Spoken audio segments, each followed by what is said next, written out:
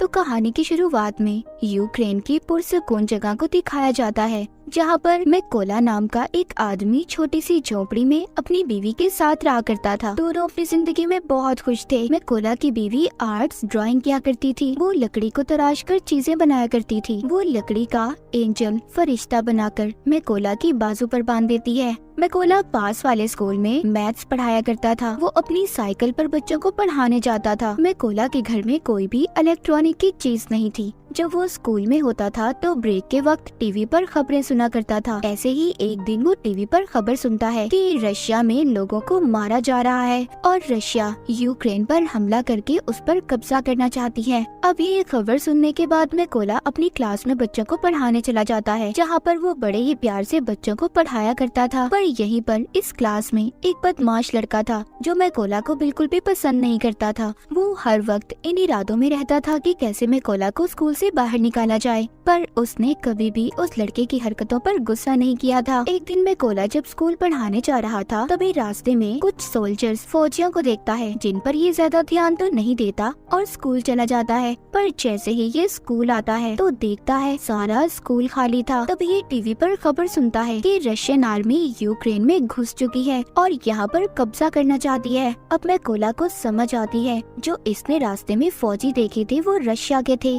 पूरे मामले को देखते ही ये फौरन से अपने घर की तरफ भागता है, क्योंकि उसकी बीवी घर पर अकेली थी। मगर अब बहुत देर हो चुकी थी। जब ये घर पहुंचता है तो देखता है रशियन फौजी उसकी बीवी को मार रहे थे और जब मैकोला अपनी बीवी को बचाने की कोशिश करता है, फौजी उसे भी पकड़कर मारने लगते हैं। मैकोला उनसे कहता है प्लीज मेरी बीवी को मत मारो, वो माँ बनने वाली है। पर वो कुछ भी नहीं सुनते और उसके घर को आग लगाकर जाने लगते हैं। अपने घर को जलता देखकर उसकी बीवी जैसे ही उठकर उन फौजियों पर पत्थर मारने लगती है तो एक रशियन फौजी उस पर गोली चला देता है, जिसकी वजह से मैकोला की बीवी मर चुकी थी। मैकोला अपनी बीवी की लाश के पास बैठकर जोर जोर से रोता है। तभी तो यूक्रेन के फौजी आते हैं। वो उसकी पहचान करने के बाद उसकी बीवी की मौत पर बहुत अफसोस कर रहे थे और उसकी बीवी के लिए कब्र खोदकर मैकोला से कहते हैं कि अपनी बीवी को यहाँ पर दफना दो। अब मैकोला अपनी बीवी को दफनाकर अपने घर को देख रहा था। रशियन फौजियों ने उसकी बीवी को भी मार दिया था और उसके घर को भी जला दिया था, इसीलिए अब वो बदले की आग में जल रहा था। वो रशियन फौज से बदला लेना चाहता था, इसीलिए अब वो यूक्रेन के फौजियों से कहता है कि प्लीज मुझे भी आर्मी में शामिल कर लें, मैं भी फौजी बनना चाहता हूँ। ये सुनकर वो फौजी मैकोला को अपने साथ ले गए थे, पर जाने से पहले मैकोला अपने पास लकड़ी का एंजल रख लेता है जो उसकी बीवी ने उसकी हिफाजत के लिए बनाया था। जब ये बेस पर आता है तो यहाँ के कमांडर इसको आर्मी में शामिल नहीं करते, कहते हैं कि क्या पता ये कोई जासूस भी हो सकता है। पर मैकोला कमांडर को बताता है कि रशिया की फौज ने मेरी आंखों के सामने मेरे घर को जला दिया और मेरी बीवी को भी मार दिया, इसीलिए मेरे पास जीने की अब कोई वजह नहीं है। मैं रशिया की फौज को मार कर ही सुकून का सांस लूंगा। मैं अपने मुल्क को बचाऊंगा ताकि रशिया की फौज यहाँ पर किसी और के घर को ना उजाड़े। ये सुनकर कमांडर मैकोला को आर्मी में शामिल करने के लिए तैयार हो गया था। उसकी ट्रेनिंग अब शुरू हो जाती है। मैकोला को बंदूक के बारे में कुछ भी नहीं पता था।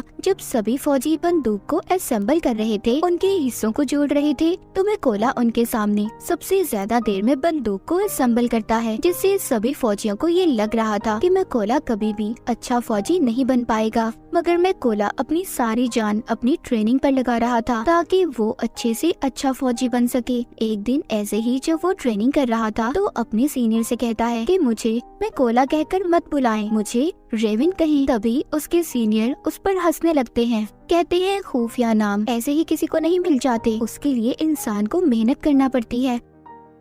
अब मैकोला पूरी जान से ट्रेनिंग कर रहा था। रात को जब सभी सिपाही सो रहे होते थे तो तब भी मैकोला अपनी प्रैक्टिस करता रहता था। एक दिन उनका कमांडर सबसे कहता है कि हमारे पास स्नाइपर निशानेबाज की कमी है, कौन है जो तुम में से स्नाइपर बनना चाहता है? इनमें से बहुत कम लोग थे जो अपना हाथ ऊपर करते हैं। इन्हीं में से मैकोला भी था जो अपना हाथ ऊपर करता है। सभी उसे देखकर हंस रहे थे। कमांडर उसे कहता है तुम्हें तो बंदूक भी सही तरह से असेंबल नहीं करने आती, तो तुम क्या स्नाइपर बनोगे? मैकोला कहता है, मैं एक अच्छा स्नाइपर बन सकता हूँ, आप मेरा कोई भी टेस्ट ले सकते हो। कमांडर उसको टेस्ट लेते हुए कहता है कि तुम्हें सिर्फ 20 सेकंड में इस बंदूक को असेंबल करना होगा। अब मैकोला अपनी आंखों पर पट्टी बांधकर बंदूक को जोड़ना शुरू करता है और सिर्फ 18 सेकंड में उसने बंदूक को असेंबल कर दिया था। ये देखकर सभी हैरान हो गए थे। जो लोग पहले इस पर हंस रहे थे वो अब इसके लिए तालियां बजा रहे थे। इसके बाद मैकोला की स्नाइपर की ट्रेनिंग शुरू हो गई थी। वो जी जान लगाकर स्नाइपर की ट्रेनिंग कर रहा था। वो दिन भी आ गया था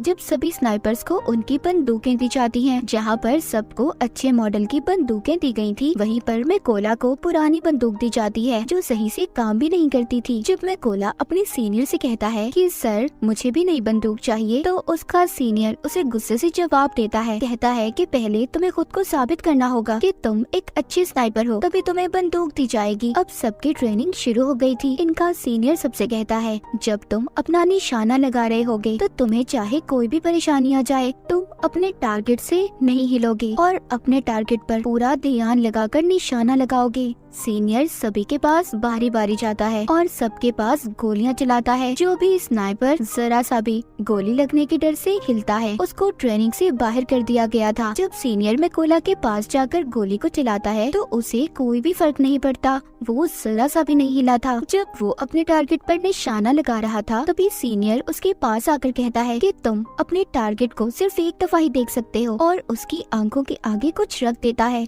अब मैकोला जब निशाना लगाता है तो उसका निशाना चूक गया था, मगर सब जानते थे कि अगर मैकोला को नई बंदूक दी जाती और आंखों के आगे कुछ न आता तो उसका निशाना लग जाता। रात को स्नाइपर का नाइट शूट टेस्ट होता है जिसमें इन्हें रात के अंधेरे में अपने टारगेट को देखकर उस पर निशाना लगाना था। ये फ्लेयर गन को चलाकर सबको एक ही बार उनका टारगेट दिखाया जाता है। सब निशाना लगाते हैं पर मैकोला निशाना नहीं लगाता।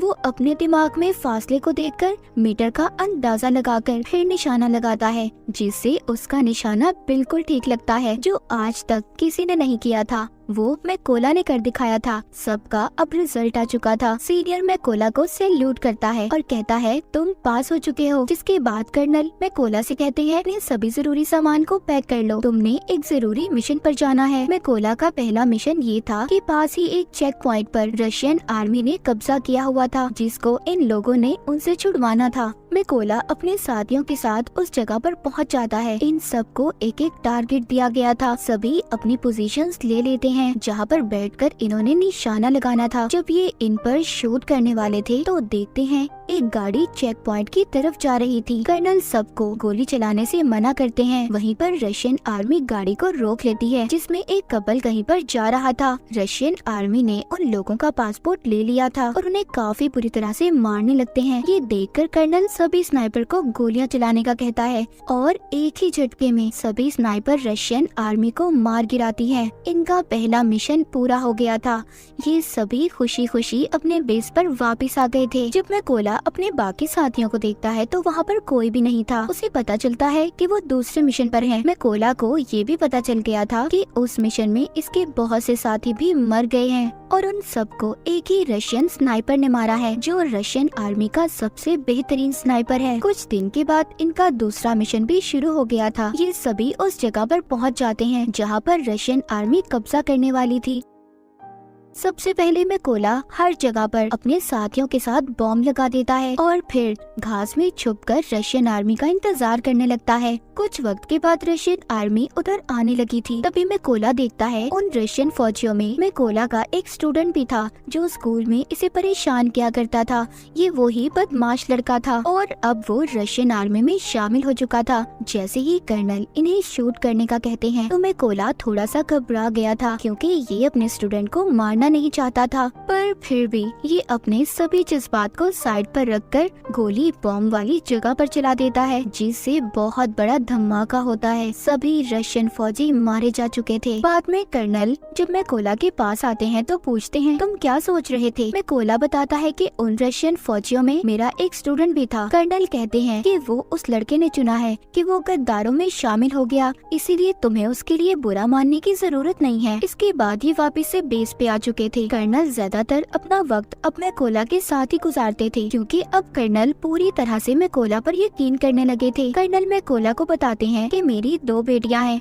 और उन्हें नहीं पता कि मैं आर्मी में कर्नल की पोस्ट पर हूँ। उनको मैं ये कह कर आया हूँ कि मैं बहुत बड़ा बिजनेस करता हूँ और मेरी बीवी ने भी मेरी बेटियों को नहीं बताया। ये सुनकर मैकोला भी अपनी बीवी की कर्नल को आखिरी निशानी दिखाता हुआ काफी दुखी हो जाता है। अब इसके बाद फिर से ये अपने अगले मिशन पर निकल पड़ते हैं। ये लड़ाई काफी बड़ी थी। सभी स्नाइपर्स छुपने के लिए एक गहरी खाई खोदते हैं और उसमें अपनी पोजीशंस ले लेते हैं। ये यहाँ पर इसलिए आए थे क्योंकि इन्हें पता चल गया था कि रशिया के कुछ फौजी यहाँ पर कब्जा करना चाहते हैं। यहीं पर कर्नल भी मैकोला के साथ थे। तभी यहाँ पर मैकोला देखता है उनमें वो फौजी भी था जिसने इसकी बीवी पर गोली चलाई थी। वो मैकोला के बिल्कुल निशाने पर था। कर्नल से पूछता है क्या मैं इस पर गोली चला सकता हूँ? कर्नल कहता है नहीं। मैकोला फिर पूछता है क्या मैं इस पर गोली चला सकता हूँ, क्योंकि वो अपनी बीवी का बदला लेना चाहता था। मैकोला का तो मिशन ही यही था कि वो अपनी बीवी का बदला लेना चाहता था। वो खुद पर कंट्रोल नहीं कर पाता और उस फौजी पर गोली चला देता है। पर इसके बाद रशियन आर्मी को इनका पता चल चुका था। कर्नल मैकोला से कहते हैं ये तुमने क्या किया? तभी एक स्नाइपर कर्नल पर शूट करके उसे भी मार देता है। सब रशियन फौजी इन पर बॉम्ब फेंकने लगते हैं। मैकोला कर्नल की लाश को बेस पर ले आया था, पर बहुत ज्यादा दुखी था क्योंकि उसकी गलती की वजह से कर्नल मारा जा चुका था। मैकोला ने अब ये कसम भी खाई थी कि वो उस स्नाइपर को कहीं से भी ढूंढ कर लाएगा और कर्नल की मौत का बदला लेगा।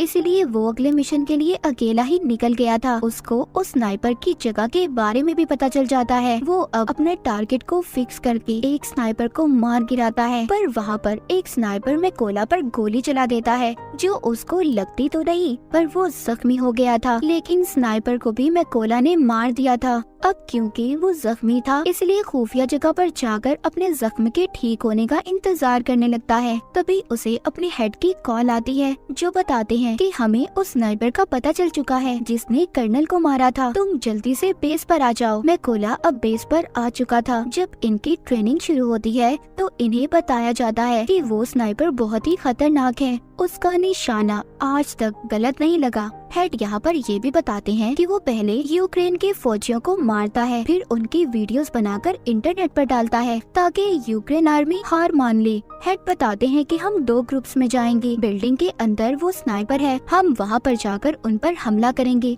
तभी मौके का फायदा उठाकर मैकोला उस स्नाइपर को मार देगा। प्लान बन जाने के बाद ये सब लोग ऐसा ही करते हैं। सभी उस जगह पर जाकर अपनी अपनी पोजीशंस ले लेते हैं और ये रशियन का ध्यान भटकाने में कामयाब हो जाते हैं। और मैकोला इसी बात का फायदा उठाकर अंदर जाकर रशियन स्नाइपर को मार देता है। मैकोला अपने साथियों से कहता है कि मेरा रास्ता साफ कर दो। ये सुनकर सभी मैकोला के साथी रशियन आर्मी पर गोलियां चलाकर उन्हें मार देते हैं। अब अंदर जो स्नाइपर छुपकर बैठा था जिसको मैकोला मारने आया था, वो सोचता है कि कोई भी फौजी उसकी बात का जवाब नहीं दे रहा। जब ये ऊपर छत पर चेक करने जाता है तो वहाँ पर जो रशियन स्नाइपर था वो मर चुका था। ये देखकर वो वापस से अपने पोजीशन पर आ जाता है। जब वो सामने मैकोला की बीवी का बनाया हुआ एंजल देखता है तभी मैकोला ऊपर से छलांग लगाकर उस स्नाइपर को मार देता है। जब दूसरे स्नाइपर को थोड़ी आवाज आती है तभी मैकोला उसके पास भी एक बॉम्ब फेंकता है और उस स्नाइपर का काम भी तमाम हो चुका था।